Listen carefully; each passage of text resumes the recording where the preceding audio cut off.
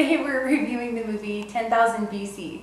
It's PG-13 and it's in theaters right now. I loved it. I went in, I wasn't sure exactly what to expect. I thought it was going to be like Flintstones meets Jurassic Park, and I was kind of not excited. That's exactly what it was to me. No, it was actually I'm glad you said that. Flintstones meets Moses.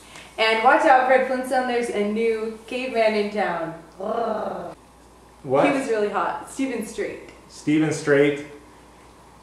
I guess Brendy hopes he is. Anyways, yeah, it was a I never knew movie. dreadlocks could look so good. I haven't seen sexy man hair since Lord of the Rings. I loved it. I thought the movie was fabulous. You really thought it was fabulous? Yeah, I did. I went in thinking that it wasn't going to be good because I'd heard wind that so many people didn't like it. They thought it was hokey. At the beginning, I was not in the mood to see a Jurassic Park remake. I was not into it, but they really grabbed me, and I just thought the end was fabulous. It really got me and really surprised me because at the end I was really emotional. I just thought that the theme of the movie of being a better man and being as he was told to be as his father was, a great man who sacrificed his own life and his own dreams for that of a greater cause, and this movie was about sacrificing yourself for the greater cause. I did not enjoy the film other than the cinematography, which was fabulous. They did some amazing effects with CGI, and by the way, there's a lot of animals. There's big mammoths that they do and they engineer and they put together for the movie, saber-tooth tigers and so on. There's also giant chickens, giant man-eating chickens that you don't see for a while because it brings it back to what Brendy said. There's a Jurassic Park sequence where you think that there's raptors or something that are in this jungle and they're running through and you can't see them because they're covered in leaves and trees, and they're just taking people out, jumping and taking people out. And all of a sudden you see them feasting on these people and they're giant chickens. So that personally... They're not chickens.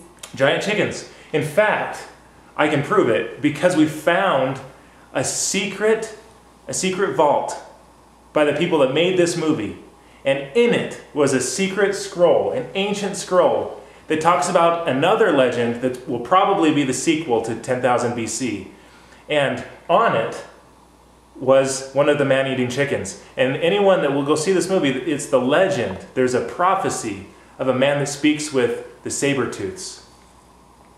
And by the way, can we see that? Show it right now. You might not have seen it. We're going to zoom in so you can see it more closely. Look for the man that's speaking with the giant chickens.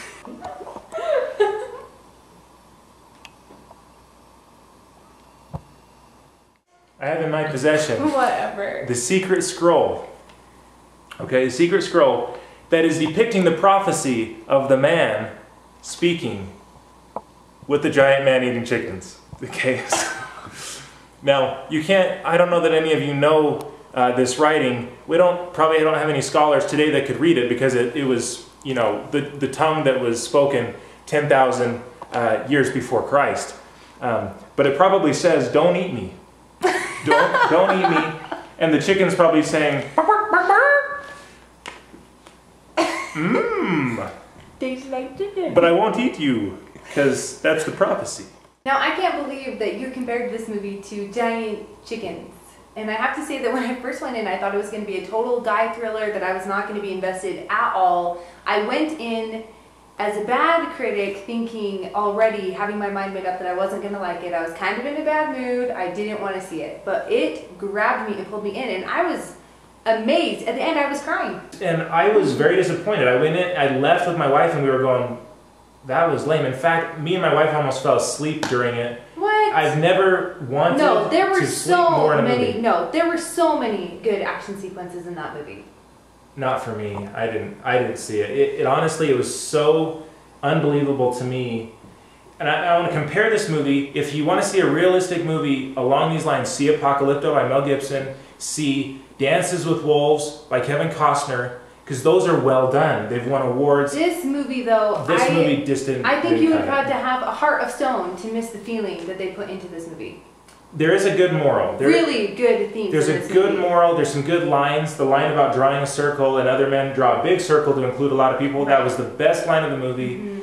Everything else was cheese really ball. profound. I don't agree. I thought Crackers and cheese. I loved that they started out with. In fact, I wish I would have had. had crackers and cheese. It would have been a more interesting movie for me. Okay, now comes the part of the show when we do our sock rating. I'm going to say that it blew 1/2 of one sock off. For me, personally, it just wasn't that good. I loved the cinematography. I would have given that probably 1.5 socks off. But as a whole, there you go. And I'm going to say I wish Brian just kept his socks on because his feet stink. But I'd give it 1 sock. Well, at least I'm not breathing on you. And 1/2. It didn't get me quite into it until about 20 minutes in, so I'm keeping this half of my sock on, but we are giving it 2 socks. That's 2 socks for 10,000 BC. And make sure you come and see MovieSocks for Tidbit Taylor next week. Drill bit Taylor.